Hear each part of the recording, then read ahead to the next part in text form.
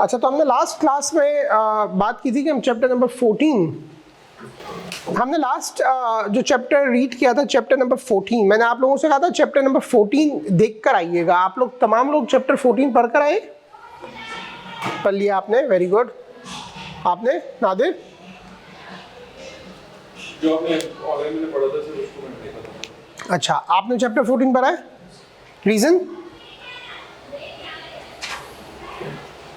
Reason तो बताओ, क्यों नहीं पढ़ा है? हाँ, क्या रीजन है, क्यों नहीं पढ़ा है? बुक नहीं? तो फिर जब चैप्टर भी नहीं पढ़ना है, बुक भी नहीं है, लेट भी नहीं आना है, तो फिर करना क्या है? तो बुक ऑनलाइन तो है ना, तो ऑनलाइन क्यों नहीं पढ़ी? सर आप अपनी बुक देंगे? मैं अपनी बुक नहीं दूंगा, वो तो मैंने आपको पहली क्लास में बताया, मेरी कोई बुक नहीं है। जो बुक है वो आईकैप की स्टडी टेक्स्ट है, इसके अलावा आपको किसी बुक की ज़रूरत नहीं है। दुनिया में इंफॉर्मेशन भरी पड़ी है, आपको बुक्स की और कोई ज़रूरत कहीं पर भी नहीं होनी चाहिए। किताबें तो सारी मौजूद है, पढ़ने की नीयत और वक्त चाहिए। अच्छा, लास्ट टॉपिक हमने डिस्कस किया था रिस्क मैनेजमेंट, उसको थोड़ा सा रिकैप करते हैं। मैंने आपसे कहा था कि रिस्क मैनेजमेंट ट्रेडिशनल हो या आईटी रिस्क मैनेजमेंट हो, उसके स्टेप्स सिमिलर होते हैं। क्या स्टेप्स हमने डिस्कस किए थे? क्या स्टेप्स हमने डिस्कस किए थे? आप लोगों ने नोट किए थे? जी रिकॉर्डेड लेक्चर से लिए थे। सो थोड़ा सा रिकॉल करते हैं। आप लोग बताइए क्या रिस्क के क्या स्टेप्स हमने डिस्कस किए थे?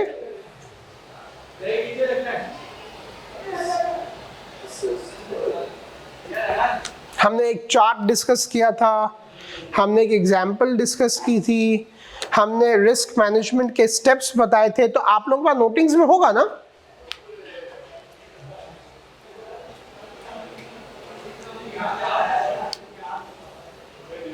जी, क्या स्टेप्स थे? कोई रजिस्टर, कोई नोटिंग, कोई कॉपी, कोई बुक, कुछ नहीं होता? तो जब मैं लेक्चर दे रहा हूं उसको नोट करते हो? हाउ यू विल, अगर किताब तुम लोग 4 महीने बाद लोगे तो तुम लोग ये मेरे सारे लेक्चर्स जो पास में हो चुके हैं उसको रिकॉल कैसे करोगे? रिकॉर्डिंग सुनोगे 1 से 2 घंटे की, दोबारा रिकॉर्डिंग सुनोगे, क्या करोगे? What is your approach? कोई नोट्स नहीं लेते हो जब मैं कुछ बोल रहा होता हूं तो? हाँ, एनीवन ऑनलाइन आप लोग बताइए, अगर आप लोग पार्टिसिपेट करना चाहते हैं हाथ रेस करें, मैं आपको अनम्यूट कर दूंगा। कि हमने लास्ट क्लास में रिस्क मैनेजमेंट के क्या स्टेप्स डिस्कस किए थे? Nadir, no idea? असेस करते हैं, हाँ, रिस्क को असेस किया जाता है। रिस्क को एसेस किया जाता है। एसेस तो बाद में किया जाता है, सबसे पहले क्या किया जाता है? जी,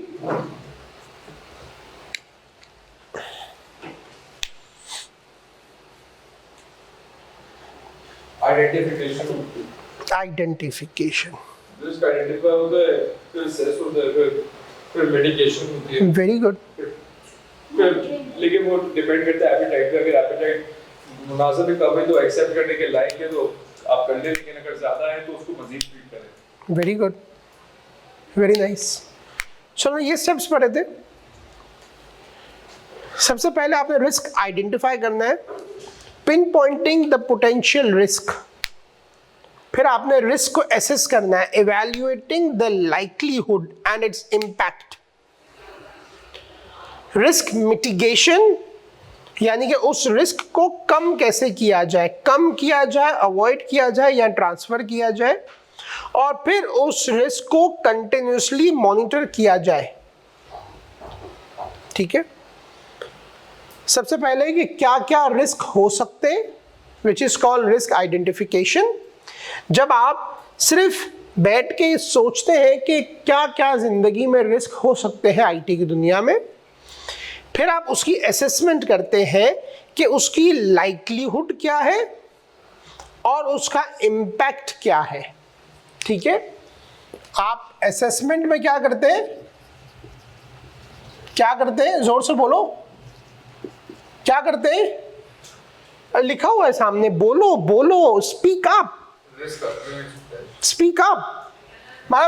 मैं कोई बुद्ध लोगों से थोड़ी बात कर रहा हूं, स्पीक करो। अभी मैंने आपसे कहा assessment is about likelihood and impact. ठीक है, पहले आप रिस्क आइडेंटिफाई करते हो, फिर एसेस करते हो कि इसकी लाइक्लीहुड क्या है और उसका इम्पैक्ट क्या है। ऑनलाइन जो भी लोग हैं, अगर आप लोगों के कोई सवाल हो तो किसी तरह चैट बॉक्स में लिख देना या अपना हाथ रेस करना अगर माइक ओपन करना है या व्हाटएवर। ठीक है, लाइक्लीहुड और इम्पैक्ट कैसे निकाला जाता है? हमने बात की, पहले है रिस्क आइडेंटिफिकेशन। रिस्क आइडेंटिफिकेशन में कुछ नहीं सोचना है, रिस्क आइडेंटिफिकेशन में सिर्फ एनालाइज करना है कि क्या रिस्क हो सकते हैं। फिर उन रिस्क को एसेस कैसे किया जाए, जैसे मैंने आप लोगों को मिसाल दी थी कि अगर एक आईटी का सिस्टम, एक सिस्टम का रिस्क ये हो सकता है कि सिस्टम बंद हो जाए, जिसको आईटी की दुनिया में कहते हैं सिस्टम डाउन टाइम। ठीक है, जैसा अभी ये जूम चल रहा है, अगर ये जूम अचानक से बंद हो जाए तो सिस्टम डाउन टाइम हो जाएगा, यानी कि सिस्टम बंद हो गया। सो ये एक रिस्क हो सकता है। अब इसको एसेस कैसे किया जाए कि इसकी लाइक्लीहुड कितनी है और इम्पैक्ट कितना है, यानी कि कितनी प्रोबेबिलिटी है कि ये हो सकता है और अगर हो गया तो उससे क्या होगा। ये निकाला जाता है रिस्क स्कोरिंग मॉडल्स के थ्रू। ठीक है, उसको बाद में डिटेल में डिस्कस करेंगे। अभी आपके लिए ये जानना जरूरी है कि इसको एक रिस्क स्कोरिंग मॉडल के तहत निकाला जाता है। अब आप लोग मुझे अगली या उसके अगली क्लास में याद कराइएगा, मैं आपको मॉडल के बारे में तब बताऊंगा। ठीक है, उसके बाद आप करते हैं रिस्क मिटिगेशन के रिड्यूस कैसे हो। क्या चीजें हैं मिटिगेशन में? वन, रिड्यूस, और सामने लिखा हुआ है reduce, avoid, transfer. Very good. Reduce का मतलब अगर जब मैंने रिस्क निकाल लिया तो तीन ही तरीके का आ रही, उस रिस्क को कम करूंगा, रिड्यूस, अवॉइड के इस रिस्क से भाग जाऊंगा, तीसरा ट्रांसफर, किसी और पे ट्रांसफर कर दूंगा।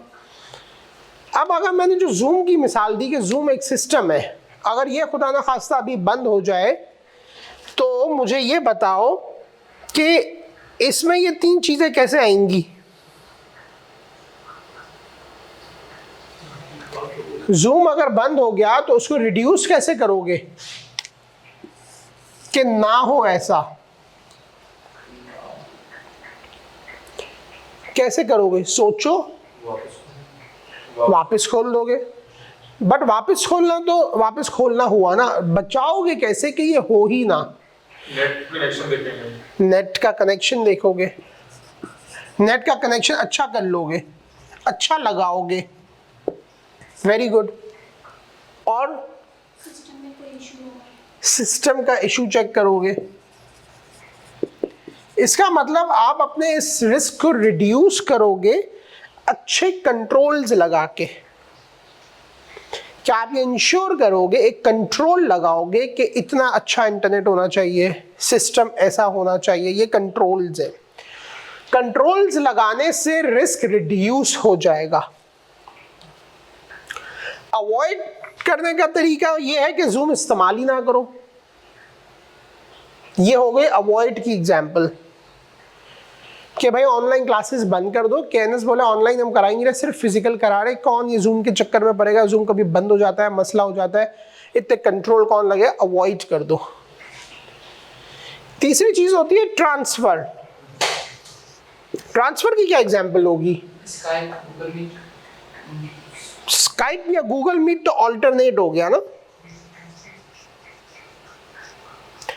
ट्रांसफर का मतलब ये है कि इंश्योरेंस कंपनी को इंश्योरेंस ले लो, उसकी वारंटी क्लेम कर लो, या मैं तो उसको ऐसी निगाह से भी देखता हूं, किताब में नहीं लिखा है कि मैं थर्ड पार्टी को दे दूं ये काम। मैं एक कंपनी हायर कर लूं और मैं उसे बोलूं भाई ये रिस्क अब तुम हैंडल करो। सही है? So there can be 3 processes. Risk identification, आज हम चैप्टर 14 खत्म कर देंगे। Risk identification, risk assessment, risk mitigation और मॉनिटरिंग। मॉनिटरिंग का ये मतलब होता है कि एक दफा जब कंट्रोल लग गया, अब आप इसकी कंटिन्यूअस मॉनिटरिंग करते रहिए। कंटिन्यूअस मॉनिटरिंग करने के बहुत सारे तरीके हो सकते हैं, जैसे कि मैं सुबह 9 बजे आके पहले सब चेक कर लूँ सारे कंट्रोल्स लगे हुए हैं, ये मॉनिटरिंग है। और मॉनिटरिंग के सिस्टमैटिक कंट्रोल्स भी हो सकते हैं। ऑब्जेक्टिव क्या है रिस्क मैनेजमेंट का? ये जो हम आईटी रिस्क मैनेजमेंट की बात कर रहे हैं, इसका मकसद क्या है? ये अब आपका स्टडी डेस्क का जो टॉपिक आ रहा है, what is the objective of risk management?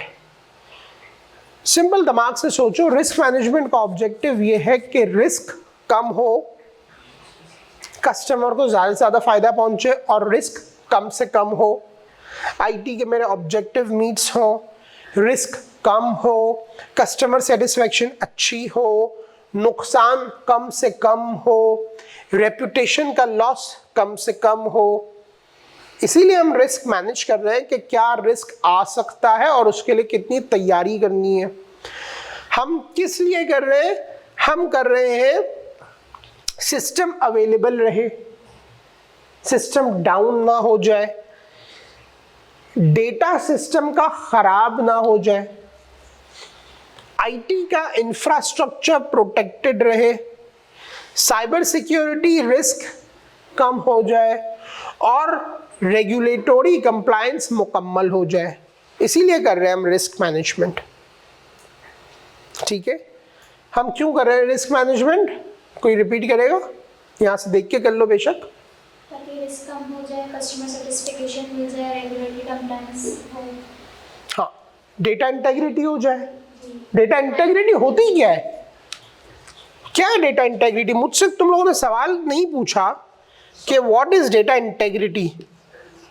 सारे डेटा को मतलब एक साथ एक मिला दो। हाँ, सारे डेटा को एक जगह मिला दो, एक जगह मिला दो। इंटीग्रेशन। इंटीग्रेशन नहीं है, इंटेग्रिटी है।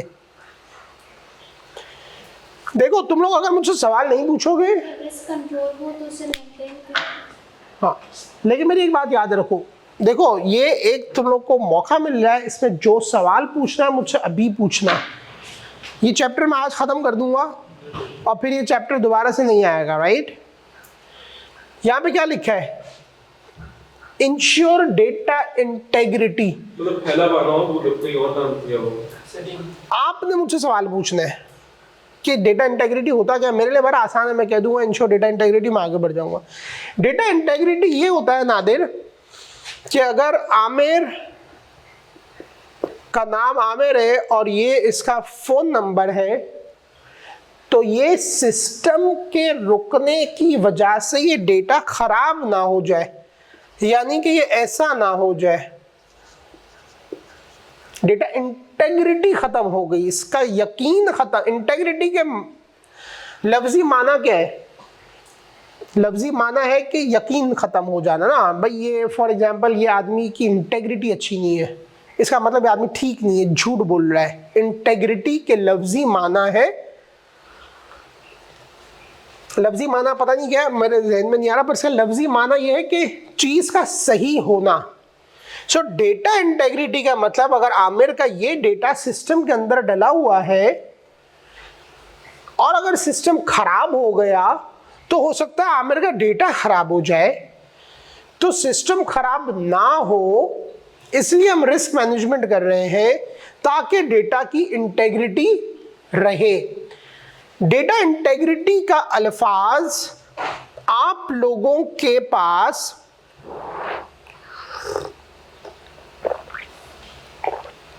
नोट डाउन होना चाहिए। कुछ अल्फाज हर सब्जेक्ट में ऐसे होते हैं जो हर जवाब में इस्तेमाल करने चाहिए, और जो एक लिस्ट बना लिया करो 100 अल्फाज की या 50 अल्फाज की हर सब्जेक्ट में, और वो लिस्ट अपने जवाबात में इस्तेमाल करो।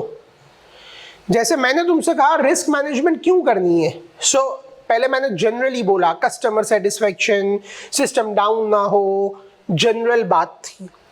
लेकिन डेटा इंटेग्रिटी का अल्फाज जो लिखेगा इसका मतलब उसको आईटी की चीजें पता है। डेटा इंटेग्रिटी एक बहुत इंपॉर्टेंट टर्मिनोलॉजी है। अपने नोट्स में एक टर्मिनोलॉजीज का सेक्शन अलग बनाओ जहां पर सिर्फ टर्मिनोलॉजीज के नाम लिखो। जैसे रिस्क मैनेजमेंट एक टर्मिनोलॉजी है, इंटेग्रिटी एक टर्मिनोलॉजी है।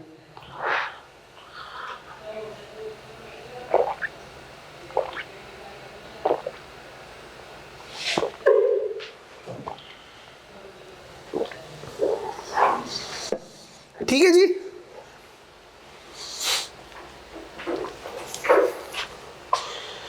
तो हम रिस्क मैनेजमेंट क्यों कर रहे हैं?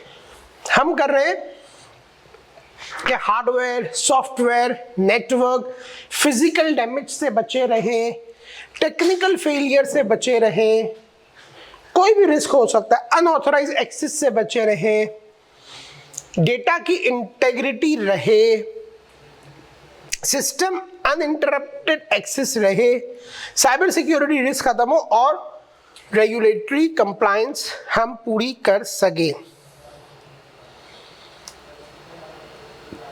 Strategic importance of risk management.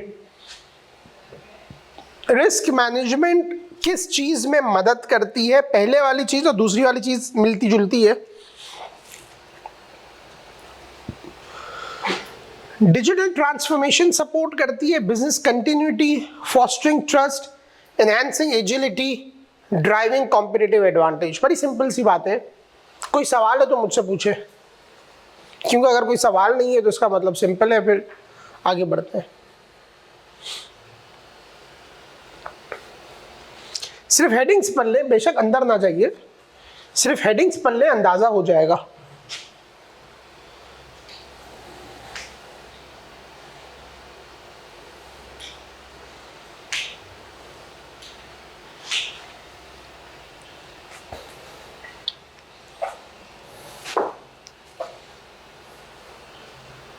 एक डस्टर का बोलते हो उनको, डस्टर कहाँ पड़ा हुआ है? वहाँ कहाँ पे है? इसके अंदर नहीं है।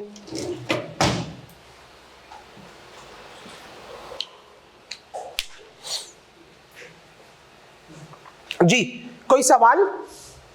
टॉपिक है स्ट्रेटेजिक इंपॉर्टेंस। पहले जो हमने बात की वो बात थी कि ऑब्जेक्टिव के मकसद क्या है। पहले हमने क्या डिस्कस किया? मकसद। अब हम कह रहे स्ट्रेटेजिक इंपॉर्टेंस। दोनों अलग अलग बातें।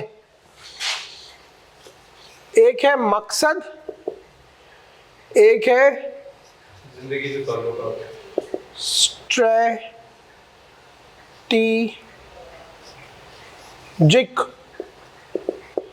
अहमियत।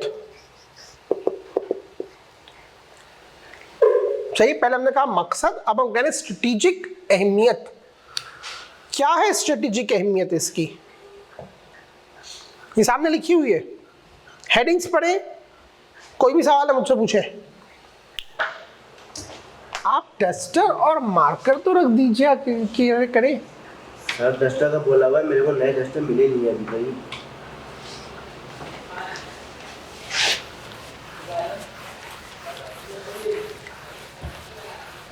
जी कोई सवाल? एनी क्वेश्चन ऑनलाइन भी देख लेते हैं, कोई सवाल अगर है किसी का ऑनलाइन। अगर मैं ये करता हूं तो चली जाती है screen.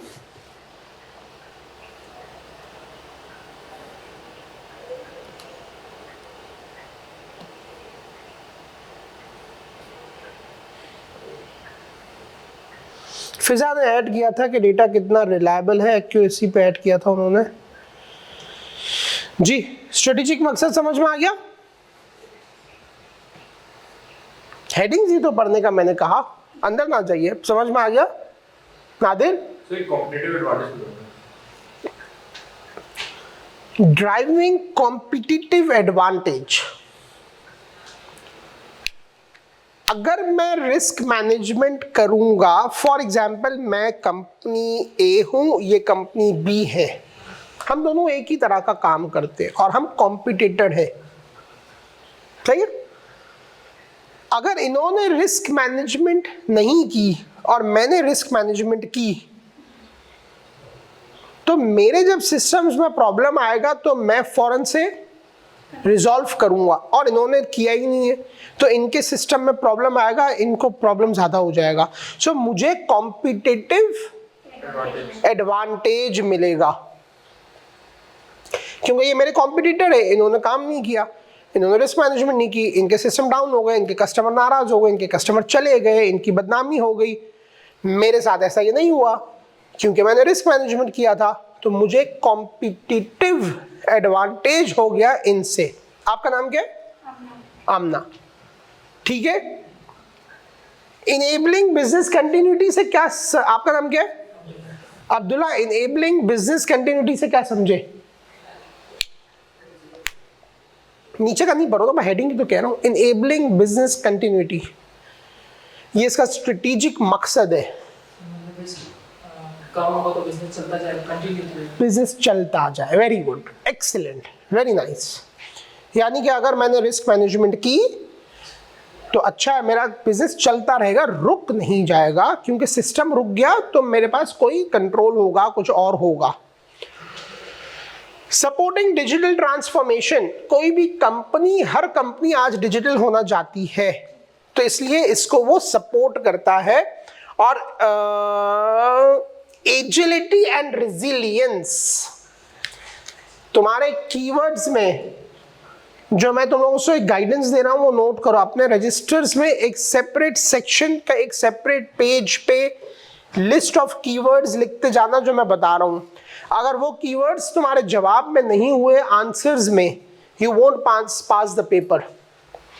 You won't pass the paper unless you use those 70 words in your paper, और वो 70 words हर जगह अप्लाई होंगे, ठीक है।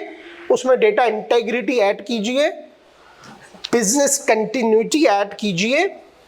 अच्छा, हम बात कर रहे थे एजिलिटी और रेजिलियंस।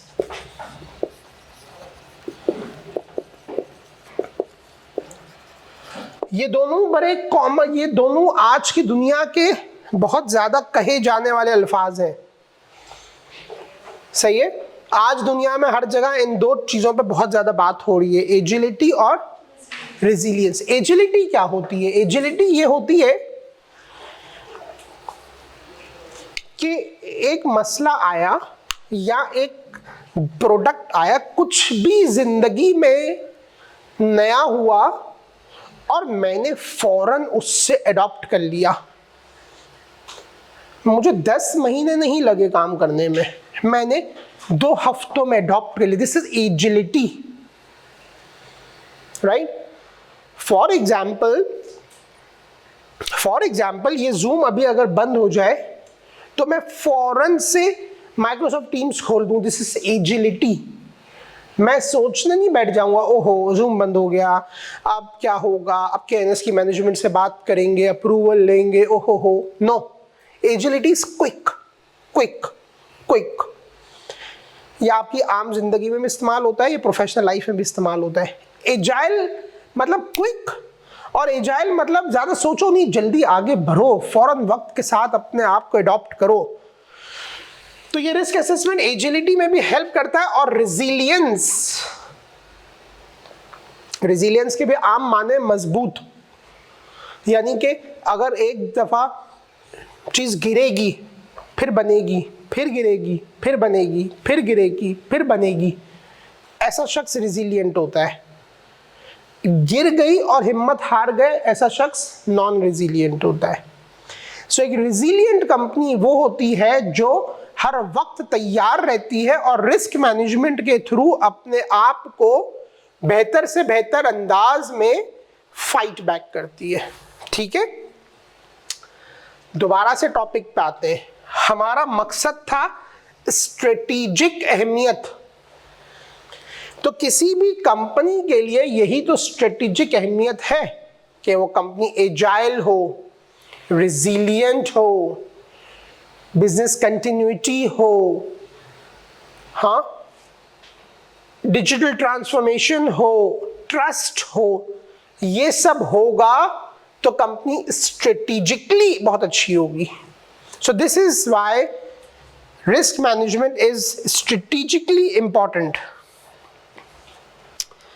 अब ये चैप्टर आप घर में और गौर से पढ़िएगा, एक दफ़ा नहीं 12-10 दफ़ा पढ़िएगा, और इसके अंदर से कोई भी टर्मिनोलॉजी, कोई भी सेंटेंस, कोई भी चीज़ समझना है मुझे बताइएगा। मेरी कोशिश ये है कि मैं आपको इस थ्योरी में प्रैक्टिकल एलिमेंट समझा दूँ। यही हमने बात की है, आइडेंटिफाई करना, एसेस करना, मॉनिटर करना, मिटिगेट करना। Clear, simple. अब बहुत अच्छा सवाल है, रिस्क आइडेंटिफाई कैसे होगा? फर्ज करें आप लोग सब एंड्रॉयड यूज करते हैं। एंड्रॉयड भी एक सिस्टम ही है। Yes. Let's do risk management, risk assessment कैसे करेंगे?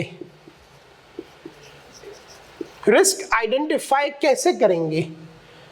मतलब ये तो पता है रिस्क क्या है। फॉर एग्जांपल एंड्रॉयड में वायरस आ जाएगा, एंड्रॉयड खराब हो जाएगा, एंड्रॉयड का सिस्टम पुराना हो जाएगा। रिस्क की बात नहीं कर रहा, ये हम सोचेंगे कैसे? जब एरर आपके सामने आएगा, जब एरर आएगा, यूज कर रहे होंगे अपने डेली लाइफ के हिसाब से, तो किसी तरह आपके वो एरर आके। हाँ, देखो अभी भी मेरे सवाल पे पहुंचो। How you will identify? जब एरर आएगा, वो तो रिएक्टिव हो गया ना, आएगा फिर सोचूंगा। अभी मेरा सवाल दोबारा से मैं रीएम्फसाइज कर रहा हूं, how you will identify risk. So identify risk करने के तरीके ये हैं कि हम सब साथ बैठ जाए, ब्रेनस्टॉर्म करें, इसी तरह रिस्क आइडेंटिफाई होगा। एक तरीका ये, तुम अपने घर में बैठ के करो, तुम अपने घर में बैठ के करो, तुम अपने घर में बैठ के करो। क्या ये अच्छा तरीका होगा? या हम सब एक कंपनी में एक साथ बैठ के, इंपॉर्टेंट लोग साथ बैठ के रिस्क को सोचें, एक साथ बैठना ठीक होगा, राइट? सो रिस्क आइडेंटिफाई करने के तरीके होते हैं वर्कशॉप। हम एक वर्कशॉप करें, और ये वाकई में कंपनीज में होती है। जैसे मैंने अपनी कंपनी में एक वर्कशॉप ऑर्गेनाइज की कि 15 सितंबर को तमाम डिपार्टमेंट के हेड्स एक साथ जमा होंगे और हम लोग ब्रेनस्टॉर्म करेंगे और डिस्कस करेंगे कि क्या क्या पॉसिबल रिस्क हो सकते हैं, क्योंकि हम कर रहे हैं risk identify. So risk identify करने का सबसे बेहतरीन तरीका है वर्कशॉप। और वर्कशॉप हमेशा क्रॉस फंक्शनल करोगे तो फायदा होगा। क्रॉस फंक्शनल वर्कशॉप क्या होती है? फर्ज करें ये एक वर्कशॉप है, आज हम जमा हुए हैं एंड्रॉयड के रिस्क निकालने के लिए, और आज मैंने मधु किया है head of finance, head of IT, head of HR। अब क्या होगी? ये क्रॉस फंक्शनल वर्कशॉप। अगर ये भी फाइनेंस, ये भी फाइनेंस, ये भी फाइनेंस, ये भी फाइनेंस, तो क्या ये क्रॉस फंक्शनल होती? नहीं। क्रॉस फंक्शनल कब होती? जब अलग अलग लोग हों, अलग अलग जाविये हों, अलग अलग सोच हो, तभी बेहतर प्रोडक्ट आएगा। सबसे पहला तरीका है वर्कशॉप कीजिए, लेकिन क्रॉस फंक्शनल कीजिए। दूसरा तरीका है हिस्टोरिकल इंसिडेंट एनालिसिस, जो कि नादिर ने बिल्कुल ठीक वहां तक पहुंच रहा था। Your thought process is good. That's why I ask you question. Creates a thought process. Past में कोई एरर आया था तो उसमें कोई प्रॉब्लम था, तो चलो सारे पास्ट के मसले देख लेते हैं, रिस्क सामने आ जाएंगे। एक तरीका ये भी है ना। एक तरीका हम सब मिल गए बैठ गए। एक तरीका है जैसे नादिर ने कहा, आमिर छोड़ो मिलना बैठना, क्या पुराने सारे इश्यूज निकालो, देखते हैं क्या मसले थे, राइट। और ये चीज़ें साथ साथ चलती है। रिस्क वर्कशॉप भी करनी चाहिए, पास्ट का डेटा भी देखना चाहिए। और तीसरा तरीका है थ्रेट मॉडलिंग।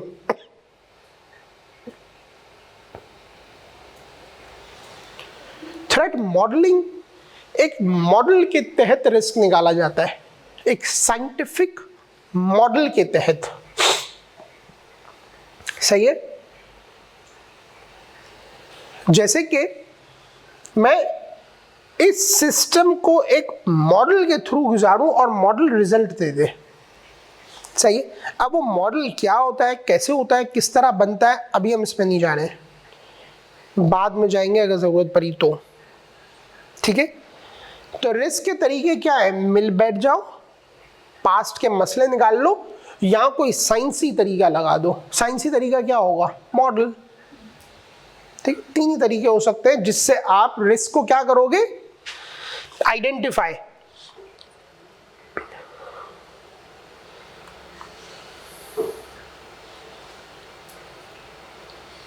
अब पहले इस बुक में बताया गया कि रिस्क को आइडेंटिफाई कैसे करोगे, अब बताया जा रहा है कि एसेस कैसे करोगे।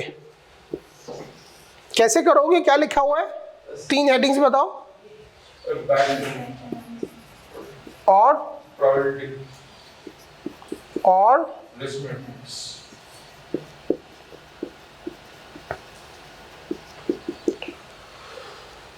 impact analysis, evaluating how a risk could affect। सही, इम्पैक्ट क्या होगा, प्रोबेबिलिटी कितना चांस है कि ये हो जाएगा, और फिर उसको एक मैट्रिक्स के अंदर डाल दिया जाता है जो कि हमेशा से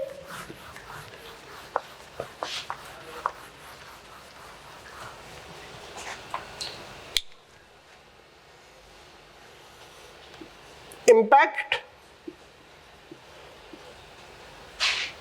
प्रोबेबिलिटी। ग्राफ तो समझते हो ना। यस। फॉर एग्जाम्पल एक रिस्क है, डेटा सेंटर पता है ना क्या होता है। डेटा सेंटर एक जगह होती है जहां सर्वर पड़े होते हैं जिसके अंदर सारा डेटा होता है। डेटा सेंटर में पानी आ जाएगा, एक रिस्क है। सही है। डेटा सेंटर विजुलाइज करो, एक कमरा है जिसके अंदर बहुत सारे ऐसे CPU टाइप चीजें पड़ी हुई हैं, ऐसी जहां पे आपके सारे सिस्टम डेटा वहां पड़ा है। सही है।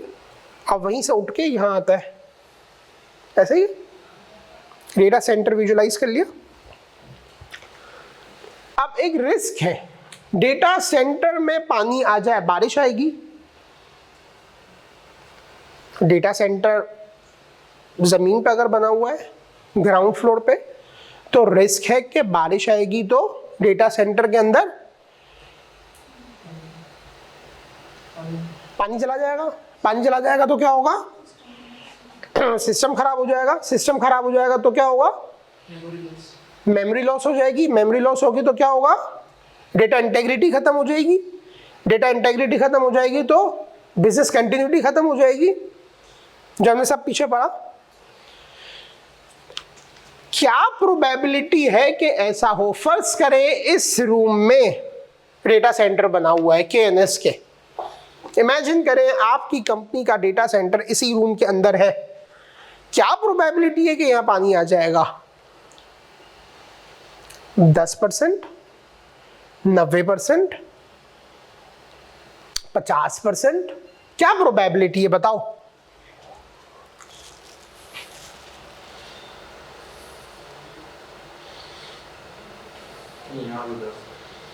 हाँ, इस एरिया में तो 10 है। इस एरिया में 10 है। चलो वेरी गुड। तुम कह रहे हो उसकी प्रोबेबिलिटी 10 है, 1/10। प्रोबेबिलिटी 10 है। क्या बाकी लोग एग्री करते हैं? 10% चांस है कि यहाँ कभी पानी आ जाए। आप भी एग्री करते हो? अच्छा, और इम्पैक्ट कितना होगा अगर पानी आ गया? तो कम होगा, ज्यादा होगा? ज्यादा होगा, ज्यादा होगा। बहुत ज्यादा होगा ना, कि इम्पैक्ट बहुत ज्यादा होगा। तो ये 10% का यहाँ पे कहीं होगा क्योंकि इम्पैक्ट बहुत ज्यादा है,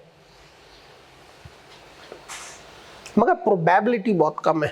तो ये किधर? इधर आ रहा होगा। सही है। ऐसे रिस्क को असेस किया जाता है, फिर एक रिस्क मैट्रिक्स बनाया जाता है। रिस्क मैट्रिक्स यहाँ बना हुआ नहीं है, मैं तुम लोगों को प्रैक्टिकल दुनिया से बना के दिखा रहा हूं कैसा होता है।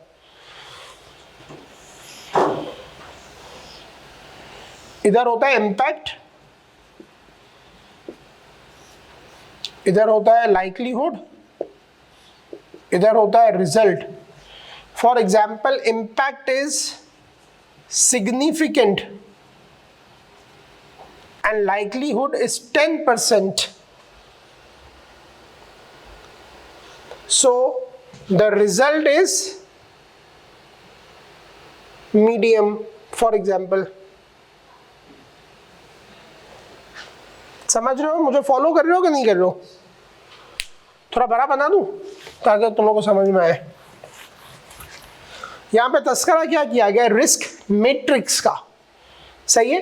रिस्क मैट्रिक्स क्या होता है जिंदगी में, वो अब मैं आपको बता रहा हूं। इम्पैक्ट,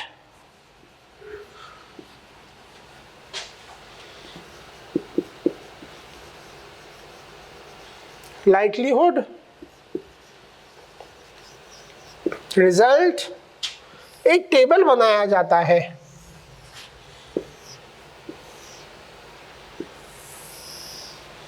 और यहां पे रिस्क लिखे जाते हैं।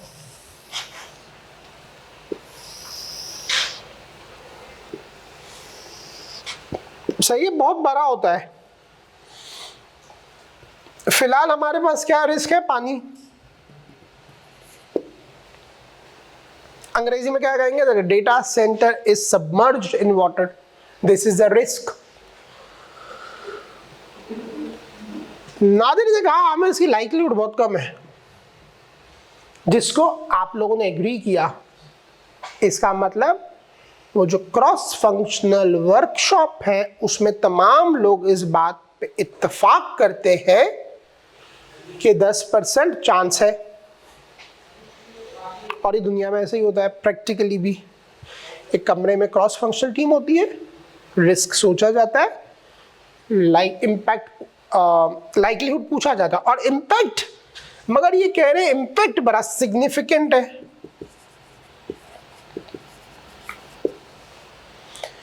सो उसमें पीछे एक फॉर्मूला डिफाइन होता है कि अगर सिग्निफिकेंट है और 10 है तो सर जवाब दे देना मीडियम।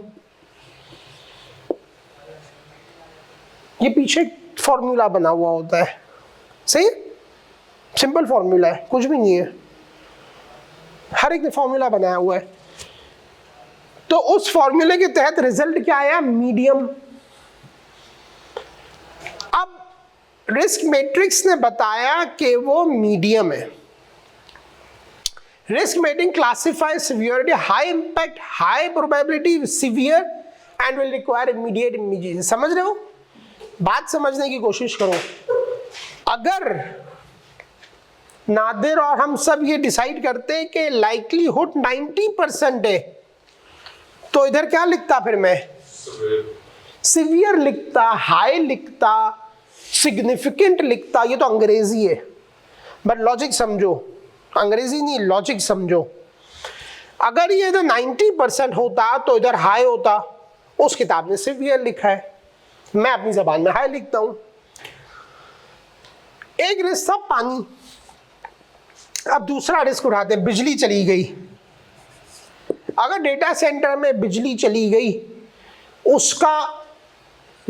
उसका लाइक्लीहुड कितना है? 50। इम्पैक्ट क्या है? सिग्निफिकेंट। ठीक है, तो अब ये क्या होगा? हाँ, मुनासिब सा है, हम उसको हाई रख लेते हैं। Not very high. देखो ये हाई या लो ये कंपनी अपने हिसाब से डिफाइन करती है कि यार अगर सिग्निफिकेंट और 50 से ऊपर है तो हाई कर देंगे हम। मैंने खुद ही बैठ के एक फॉर्मूला बनाया है, कंपनीज खुद ही बैठ के फॉर्मूला बनाती हैं कि सिग्निफिकेंट और 50 से ऊपर तो हाई करेंगे। अब एक दूसरी एग्जांपल लेते हैं। इसी डेटा सेंटर में फर्ज करो एक अटेंडेंस रजिस्टर जैसे तुम्हारा बाहर पड़ा है, ऐसे रजिस्टर पड़ा है, रजिस्टर खो गया, क्या इम्पैक्ट है? इनसिग्निफिकेंट। और लाइक्लीहुड क्या है?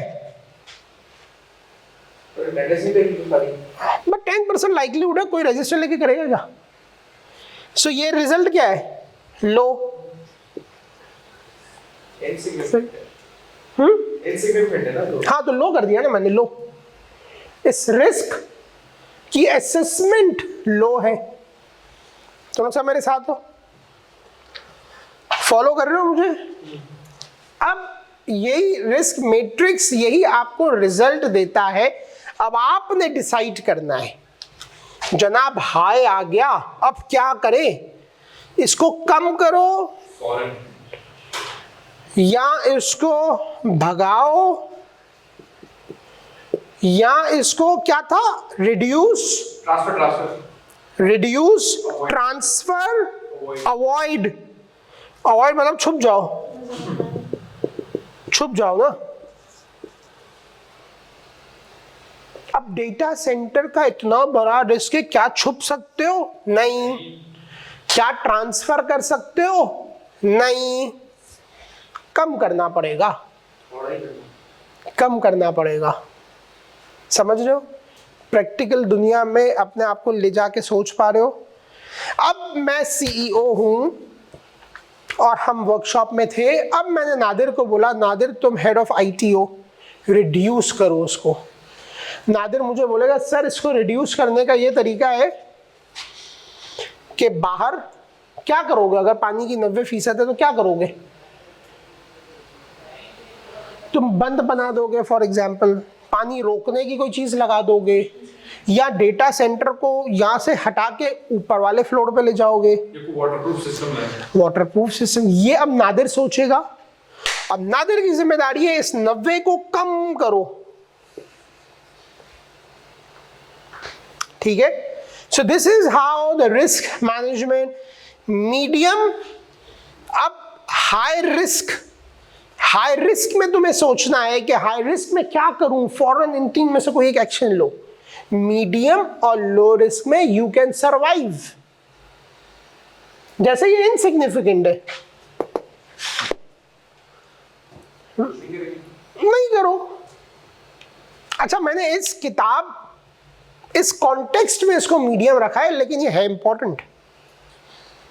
क्यों इंपॉर्टेंट है? और मैं तुम लोगों से कहता हूं ये तुम्हारी रिस्क असेसमेंट गलत है।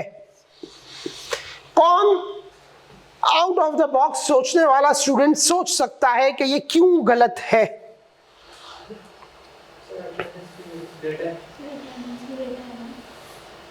अटेंडेंस में तो मतलब इससे कंपनी को इम्पैक्ट नहीं पड़ा, कोई लॉस का इम्पैक्ट नहीं आ रहा, तो इस तरह से नहीं, मैं कह रहा हूं लॉस का इम्पैक्ट है, तुम गलत कह रहे हो। सोचो कैसे है। ये डेटा सेंटर है, इसमें डेटा पड़ा है, इसमें हार्डवेयर पड़ा है, इसमें चीज़ें पड़ी हैं, इसके अंदर डेटा है, इसके अंदर हार्डवेयर है, और बाहर अटेंडेंस रजिस्टर कोई ले जाए और तुम लोग कह रहे हो ये कम है। मैं कह रहा हूँ तुम लोग गलत कह रहे हो, ये कम नहीं है, ये बहुत हाई है। क्यों? सैलरी इशू सर, हाँ, सैलरी वगैरह का इशू होता है, डेटा होता है सर, सैलरी लिखी हुई होती एम्प्लॉय डेटा है, सैलरी लिखी होती है लोगों की। सर जो लीव होते हैं उनमें सैलरी सर डेटा इशू होता है, जैसे अगर एम्प्लॉइज नहीं आते तो उनकी सैलरी कट होती है। देखो नहीं, डेटा सेंटर के अंदर सैलरी नजर नहीं आती है।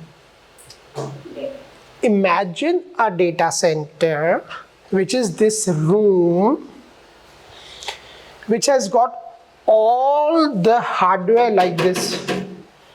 लगे हुए हैं लाइनों से ऐसे हार्डवेयर। अंदर जाओ तो डेटा थोड़ी, डेटा तो उसके अंदर पड़ा है ना भाई। वो रजिस्टर इसलिए इंपॉर्टेंट है because it is important to know who is coming inside it, because this has data. They can take away data with them. Only authorized person should come inside. Unauthorized person should not come inside. सही है? So अब हमने ये बात कर ली कि ये कैसे किया जाता है. अब ये पढ़ो और कोई भी सवाल है तो मुझे बताओ. Any question? पढ़ लिया या नहीं पढ़ा? अभी पढ़ लिया? हाँ ठीक है. कोई सवाल अभी ना हो अगली क्लास में पूछ लेना. एग्जाम्पल दी हुई है इसमें.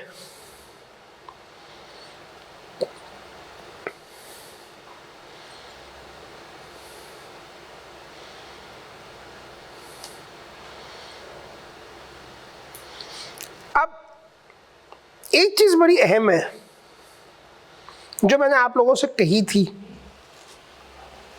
जो होती है एपिटाइट. एपिटाइट ये लफ्जी माना है बर्दाश्त. अगर नादिर और हम सब ये डिसाइड करें कि यार हाई पानी के केस में एपिटाइट के अंदर है, ओके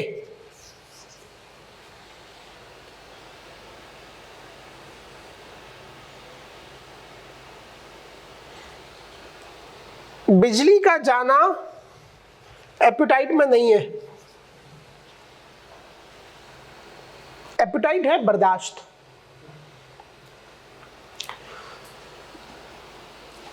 जैसे कि अगर मैं कहूं कि पानी आ जाने से लॉस होगा ज्यादा से ज्यादा 10 मिलियन रुपीस का, फॉर एग्जाम्पल. छोटी सी कंपनी है, छोटा सा डेटा सेंटर है, इनसिग्निफिकेंट डेटा है, कोई खास इंफॉर्मेशन नहीं है, और वहां पानी आने का रिस्क हाई है ना, लेकिन लॉस कितना होगा? फॉर एग्जाम्पल 10 मिलियन, 1 मिलियन, और मैं कहता हूं अरे 10 मिलियन मेरी एपिटाइट में है, जाने दो, लॉस बर्दाश्त करेंगे. सही है? तो ये होती है एपिटाइट. अगर बर्दाश्त नहीं कर सकते हो तो फिर ये करो, और अगर बर्दाश्त कर सकते हो तो ठीक है. जैसे मैंने आप लोगों की एग्जाम्पल से बात की कि आज हमारी क्लास में ये 3 लोग फिजिकल आए, बाकी ऑनलाइन है. मेरे हिसाब से तो उनका कंप्लीट लॉस है. इंटरेक्शन नहीं है, फिजिकल इंटरेक्शन नहीं है, सवाल नहीं पूछ पा रहे हैं, जवाब नहीं दे पा रहे हैं. तुम लोगों को खास अटेंशन मिल रही है सिर्फ 3 लोगों को. तो ऑनलाइन वालों का क्या है? लॉस. मगर उनके हिसाब से वो लॉस उनकी एपिटाइट के अंदर है, तभी तो वो घर में बैठे. तुम लोगों की एपिटाइट में शायद नहीं था, मे बी. सिर्फ मिसाल दे रहा हूं तुम लोगों को. सही है? तो ये एपिटाइट होती है, ये आप खुद डिसाइड करते हो. एपिटाइट पैसों में भी हो सकती है और बगैर पैसों की भी हो सकती है।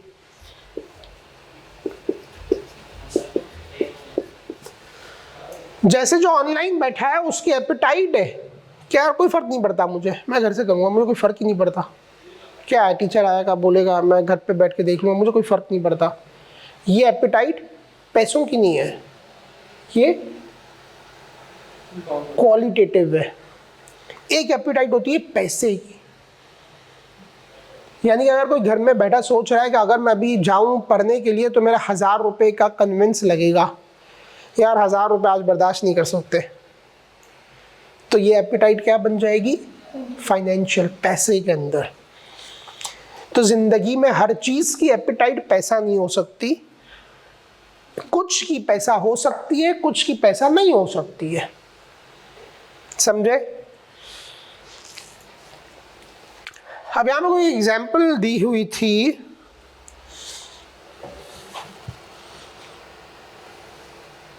हाँ, इफ अ रिस्क सिनेरियो, कोई बता रहा है कि भाई 8 मिलियन का लॉस होगा, हाँ, a financial institution may define a risk appetite for fraud related loss at PKR 100 million per year. If the risk scenario estimate a potential loss of 8 million, the risk is within appetite and may be accepted or monitored. However, if the potential loss इतना the risk exceeds the appetite. Simple सा सवाल, simple सी example है, बहुत ही basic. एक bank है, उसने बोला यार बैंक है ना, लॉस तो होगा ना भाई, फ्रॉड तो होगा, साल में यार 10 मिलियन ना, 10 मिलियन तक का फ्रॉड होने दो, कोई बात नहीं। अगर असली में 8 मिलियन तक का हुआ तो कोई बात नहीं, लेकिन उनका 25 मिलियन का आ रहा है, तो फिर इनमें से कोई एक काम करो, इनमें से कोई एक काम करो, सही है। चीजें क्लिक हो गई, क्लियर हो गई।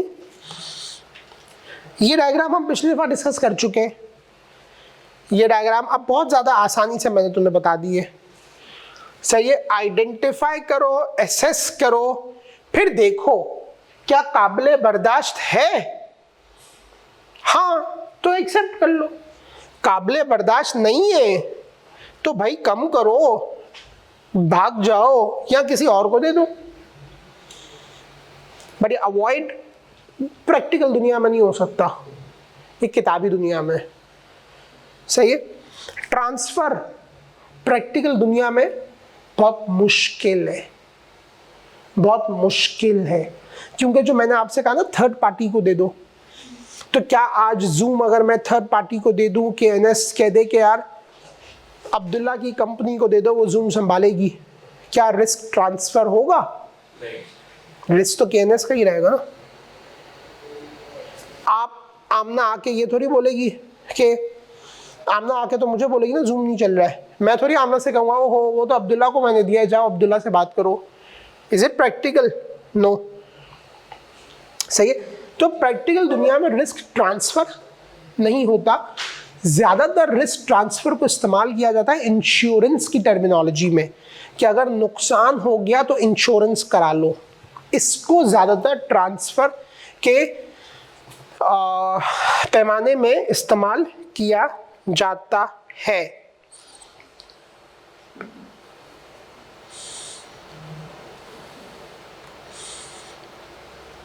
अच्छा, अब हम चैप्टर में थोड़ा डीप हो रहे हैं। अभी तक सब क्लियर है? कोई भी सवाल? Any question? Any question? Abdullah देखो कोई ऑनलाइन वालों का सवाल तो नहीं है, आओ देखो ऑनलाइन अगर किसी का कोई सवाल है तो अब्दुल्ला नोट करने आ रहे हैं, किसी का भी कोई सवाल है तो बताइए। ऑनलाइन ये रहा जूम,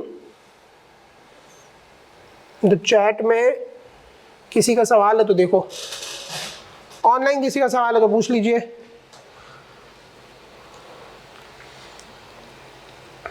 नहीं अब्दुल्ला, थैंक यू। थोड़ा क्लास में ना तुम्हें इसलिए बुला रहा हूँ, थोड़ा हिलोगे जुलोगे ना तो ताजगी रहेगी। हाँ गए सारे होने। गए, देखा तुमने? कोई भी नहीं था? नहीं आया था, सब गए मेरे। वन पार्टिसिपेंट एक ही था। अच्छा हाँ हाँ सही कह रहे हो।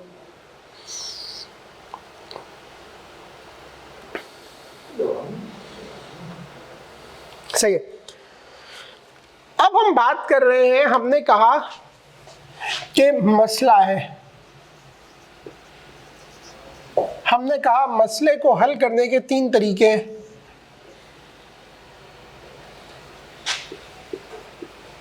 दूसरे को दे दो यानी कि ट्रांसफर, छुप जाओ यानी कि अवॉइड, और तीसरा क्या है? रिड्यूस, कम करो। कम कैसे करोगे यार? डेटा सेंटर में पानी आ जाएगा, ये रिस्क है। कम कैसे करोगे? कंट्रोल लगाओगे या कोई नई चीज लगाओगे। जैसे कि हमारे वाले सिस्टम में तुम क्या करोगे? पानी आने के लिए तुम for example raise the floor, ऐसा फ्लोर ऊंचा कर दोगे बाहर का, ताकि पानी ऊंचा कर दोगे फ्लोर। एक मिसाल ये हो सकती है। और क्या करोगे पानी ना आए? फ्लोर में शिफ्ट कर दो, किसी और फ्लोर में शिफ्ट कर दो, अनदर जहाँ पे पानी नहीं आता। Another floor. ठीक है। इसी तरह से यहां पर और कुछ मिसालें दी गई हैं कि कंट्रोल लगाने से चीजें कम होंगी।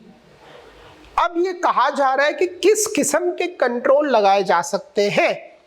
जैसे अब मैं आपको मिसाल देता हूं जूम की। मैं केएनएस इंस्टीट्यूट में खड़ा हूं।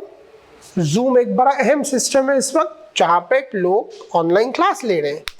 जूम के अंदर रिस्क है कि जूम बंद हो जाए, जूम को कोई गलत कोई स्टूडेंट आ जाए जिसे फीस ही ना दी हुई हो, मे बी कोई जूम में ऐसा बंदा आ जाए जूम को हैक कर ले, कुछ भी हो सकता है। मेरा जूम चलते चलते बंद हो जाए, करप्ट हो जाए।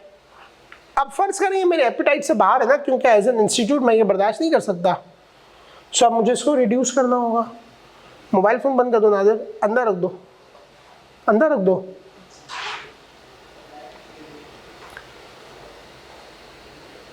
अब मैं क्या कंट्रोल्स लगाऊंगा? यहां पे कंट्रोल्स के नाम बताते जाइए एक एक करके। पैचिंग एंड सिस्टम अपडेट और एक्सेस कंट्रोल और सिक्योरिटी ट्रेनिंग, DRP, PCP और network segmentation and encryption. Network segmentation and encryption. Network segment and encryption और कोई है क्या? Risk avoidance. वो तो दूसरा, वो सेक्शन दूसरा हो जाता है। सही है। ये जूम चलता रहे और हो सकता है इस लैपटॉप में विंडोज 7 हो। आप लोगों को पता है ना विंडोज 7 क्या हो चुकी है? ऑब्सोलेट। एक्सीलेंट। सिस्टम अपडेटेड होना चाहिए, सही, ताकि जूम चले। ऐसा ना हो चलते चलते जूम बंद हो जाए। विंडोज 7 होगा तो चलते चलते कभी बंद हो जाएगा। अभी लेटेस्ट विंडोज क्या है? 11। जब विंडोज 11 होती है ना, उसमें बार बार पैचेस आते हैं हर सॉफ्टवेयर में। जब एक दफ़ा विंडोज 11 बन गया, आप लोगों ने लगा दिया, थोड़े दिन बाद क्या होता है, हैकर्स कोई इशू निकाल देते हैं। तो विंडोज़ क्या है, उसकी एक पैच बेचता है कि यार ये इंस्टॉल कर लो। तुम्हारे एंड्रॉयड पे भी होता है। तुम्हारी एप्स कुछ होती हैं जो बार बार बोलती हैं अपडेट करो मुझे, होता है। वो अपडेट क्यों कराती हैं?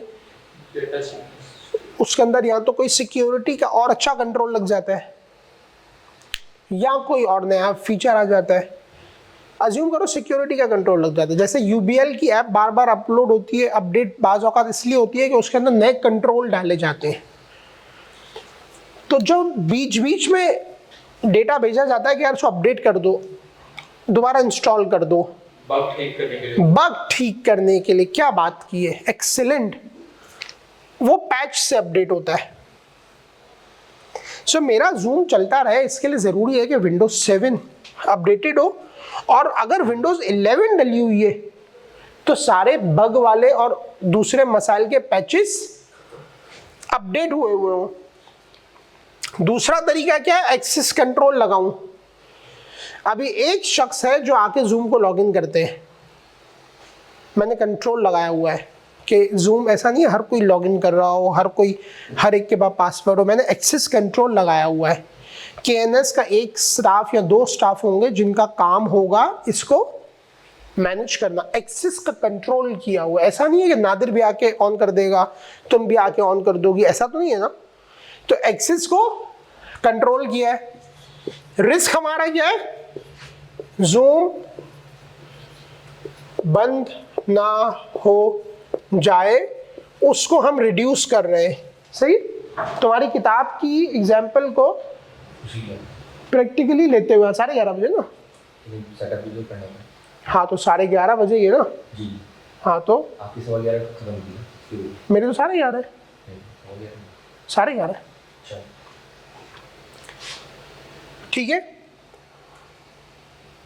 हाँ, चौथा क्या है, सिक्योरिटी की ट्रेनिंग दी जाए कि लोग आकर इस जूम में कोई प्रॉब्लम्स ना करें, सिक्योरिटी की ट्रेनिंग्स दी जाए। बीसीपी डीआरपी और बीसीपी का मतलब बिजनेस चलता रहे। इसका मतलब अगर जूम बंद हो गया तो मेरे पास माइक्रोसॉफ्ट टीम्स का अकाउंट वो बंद हो गया, ये चला लूंगा। और नेटवर्क सेगमेंटेशन और इंक्रिप्शन की जाए, यानी कि इस नेटवर्क को केएनएस के दूसरे नेटवर्क से अलग कर दिया जाए, ताकि अगर वो नेटवर्क खराब हो तो ये नेटवर्क खराब ना हो। अलग वाईफाई लगा दिया जाए, अलग डेटा केबल लगा दी जाए, ताकि अगर केएनएस का वो वाईफाई खराब हो गया तो ये वाईफाई खराब ना हो। और इसमें डेटा को इनक्रिप्ट कर दिया जाए, यानी कि जो मेरी रिकॉर्डिंग्स हो रही हैं वो इनक्रिप्टेड हो, उसको कोई अगर चोरी भी कर ले तो वो उसको मेरी कही हुई बातों में ना ला सके, इनक्रिप्ट कर दे। सही है। सो इस तरह से हम इसको रिड्यूस करेंगे। मैंने तुम्हें एक प्रैक्टिकल एग्जांपल दी, जब ये पढ़ोगे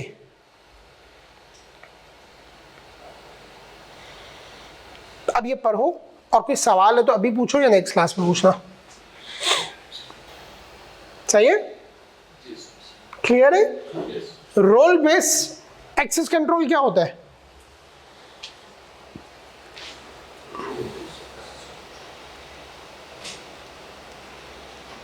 तुम लोगों ने कहा क्लियर है। रोल बेस एक्सेस कंट्रोल क्या होता है आमना?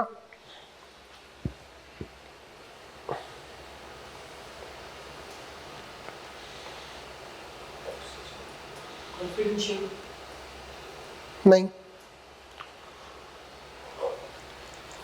तो तुम लोग सवाल नहीं पूछ रहे, इसका मतलब या तो क्लियर है या तुम लोग क्लियर कर लोगे। नेक्स्ट क्लास में मुझसे सवाल पूछना, ठीक है, कोई बात नहीं। नेक्स्ट सवाल में ये चीजें पढ़कर आना, और जो सवाल पूछने पूछ लेना। सही है।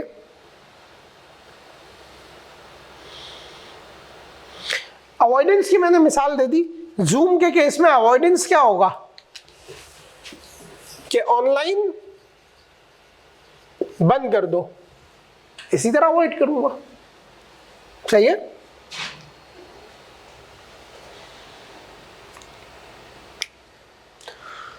रिस्क ट्रांसफर देखा, थर्ड पार्टी को दे दो, कि मैं कह दूं कि भाई ये जूम वूम हमारे केएनएस का मसला नहीं है भाई, हमसे हैंडल नहीं हो रहा, एक कंपनी है आमिर एंड को, इसको हायर कर लो, यही संभालेगी, ये इसके एक्सपर्ट है, ये ट्रांसफर होगा। सही है। आपसे बहुत सारी एग्जाम्पल्स दी हुई हैं, ये एग्जाम्पल्स आपने खुद से पढ़नी है और मुझे सवाल पूछना है आप लोगों ने अगली क्लास में। सो अब हमने आइडेंटिफिकेशन के तरीके डिस्कस किए, हमने असेसमेंट के तरीके डिस्कस किए। अब हम आ रहे नेक्स्ट चीज की तरफ जिसका नाम है मॉनिटरिंग। मॉनिटरिंग कैसे की जाएगी? मॉनिटरिंग करने के 3 तरीके क्या हो सकते हैं? सो हमने बात की असेसमेंट की, जो कि वर्कशॉप और वो सब बातें की।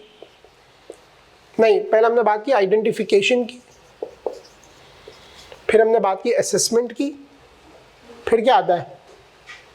क्या है 4 स्टेप्स क्या है? मिटिगेशन। मिटिगेशन की बात की, ये सारी कहानी मिटिगेशन की थी। अब चौथी बात क्या है? मॉनिटरिंग कैसे होगी? ये जूम तो चल रहा है, कंट्रोल भी लग गए। अब जो केएनएस की सीनियर मैनेजमेंट है उसको ये कैसे इत्मीनान हो कि यार एक दफा तो सेटिंग हो गई, अब ये चलता रहे। कैसे इत्मीनान होगा? जब उसको मॉनिटर करेंगे। मॉनिटर कैसे करेंगे नादिर? सिस्टम के थ्रू भी मॉनिटर कर सकते हैं, मैन्युअली भी मॉनिटर कर सकते हैं, बहुत सारे तरीकों से मॉनिटरिंग की जा सकती है। ऑडिट कराया जा सकता है, हर 3 महीने बाद आमिर को भेज दो, यार आमिर चेक करके आओ कि जो कंट्रोल लगे हैं वो सही है कि नहीं, चल रहे हैं कि नहीं। ऑडिट करा सकते हो, रियल टाइम मॉनिटरिंग कर सकते हो। कोई सिस्टम लगा लो जो रोज रियल टाइम देख रहा हो, और एक सीम वाला सिस्टम लगा दो जो मॉनिटरिंग करता है। मॉनिटरिंग के टूल्स होते हैं। आईटी की दुनिया में सिक्योरिटी मॉनिटर करने के क्या होते हैं? टूल्स। उन टूल्स में से एक का नाम है सीम। सही है? सीम क्या होता है अगली क्लास में मैं आपको बताऊंगा अगर आप सवाल पूछोगे तो। मॉनिटरिंग के 3 टूल्स बताए गए। इन टूल्स के थ्रू आप क्या करते हैं? मॉनिटरिंग। सही है? अब हम यहां पे रुक जाते हैं। हम अगली क्लास शुरू करेंगे मॉनिटरिंग से, और अगली क्लास में हमारा चैप्टर नंबर 14 शुरू के कुछ उसमें खत्म हो जाएगा। नहीं, अभी आगे चीजें बाकी हैं। हाँ, अभी तो काफी सारी चीजें बाकी हैं, ये हम अगली क्लास में कवर करेंगे। सही है? अच्छा, फिर वो बता रहा है type of risk and mitigation, फिर स्पेसिफिक्स में जा रहे हैं। ठीक है,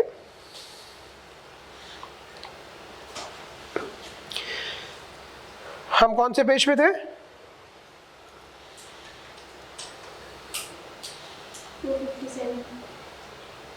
हाँ, 257, which is monitoring. So note down the page 257, and we will start from page 257. और इससे पहले कि जितने भी इससे रिलेटेड कोई सवाल हो वो आप लोग मुझसे पूछिएगा। आज की क्लास के कोई सवाल है तो बताइए। आज हमने की वो जो मैंने तुम लोग से कहा ना अलग अलग लिखो, उसमें क्या क्या टर्मिनोलॉजीज लिखी हैं? Data integrity, risk management, business continuity, हाँ, क्रॉस फंक्शनल टीम।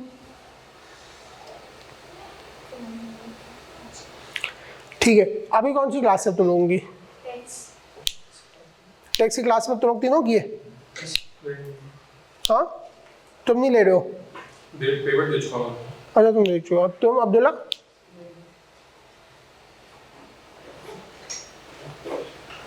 इधर ही है क्लास? सही है। कोई सवाल है अभी? नहीं? तो फिर हमारे पास भी कितनी देर है? 5 मिनट है। हमने रिस्क मॉनिटरिंग की टूल्स की बात कर ली। ये टूल्स तुम लोग देख लेना अपने नेक्स्ट क्लास में। ये चैप्टर कहाँ पे खत्म होता है? 269।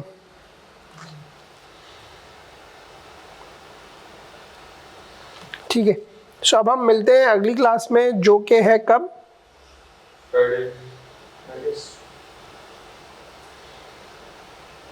फ्राइडे को, ठीक है?